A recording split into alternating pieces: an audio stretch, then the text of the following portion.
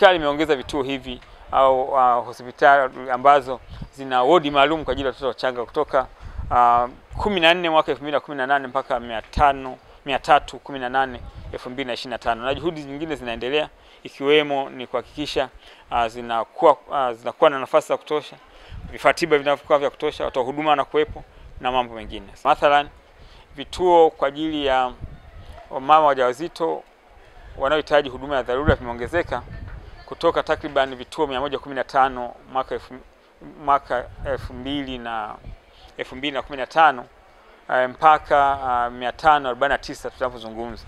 Kwa hiyo serikali imewekeza vya kutosha katika vituo, katika vifaa tiba, katika watumishi. Kwa sasa ni wito wangu kwa jamii kuweza kuvitumia katika hatua zote. Kwa mjamzito uende kwenye kituo cha kutolea huduma, fuata au hudhuria kliniki kadiri inavyoelekezwa, lakini pia hakikisha mjamzito anajifungulia kwenye vituo vya kutolea huduma. Lakini hata baada ya kuzaliwa ni muhimu mama na mtoto kuendelea kuhudhuria kliniki, lakini sio tu kuhudhuria kliniki. Kwa mtoto yote ambaye anaumwa apeleke kwenye kituo cha kutolea huduma haraka. Mradi utaenda kutekelezwa katika hospitali za wilaya ya Mabwepande, Yombo Vituka pamoja na Kivule. Vifo hivi vinachangiwa sana na watoto waliozaliwa kabla muda wao na wanakuwa na changamoto ya upumuaji.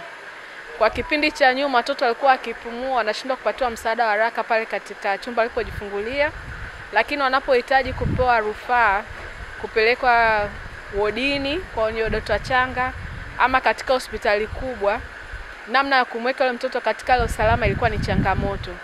Kwa mradi huu unakuja na ufumbuzi wa kuangalia maeneo hayo matatu. Kwanza ni kumpa mtoto msaada unaostahili pale anapozaliwa, lakini kumwanzishia matibabu ambapo ndo kitita cha upumuaji wa mtoto, ambapo ataanzishiwa matibabu ya upumuaji katika chumba cha kujifungulia, atasafirishwa akiwa kwenye mfumo huu wa kumsaidia kupumua, na atakapokuwa wodini ataendelea kuwa na utaratibu huo.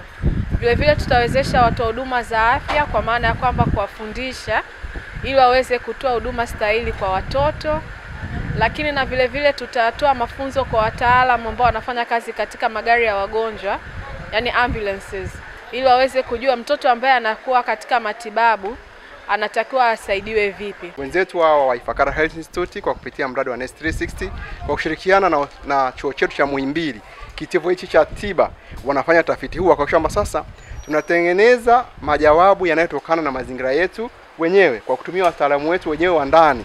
Kwamba tunatatua changamoto zetu kwa uzuri zaidi na kuleta vitu ambavyo vinaweza kuwa endelevu, ili kiwezekana kabla ya kufika mwaka 2030 kama malengo yalivyo, angalau tuwe tumevuka lile lengo la shirika la Umoja wa Mataifa ya kupunguza vifo vya watoto wachanga kutoka 24 kwa vizazi hai 1000 mpaka angalau 12 kwa vizazi hai 1000.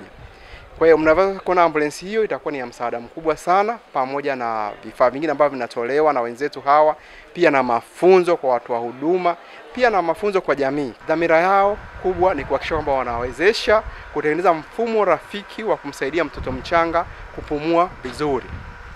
Na huo ni katika hali ya kutekeleza hii itaambatana na utafiti wa kuleta vifaa ambavyo ni rafiki, vinaweza kutumika katika mazingira yale ya kutolea huduma pale mtoto anapozaliwa, anaposafiri kutoka eneo moja kwenda jingine, na pale anakwenda kupata huduma kule ambapo anakwenda kufikishwa.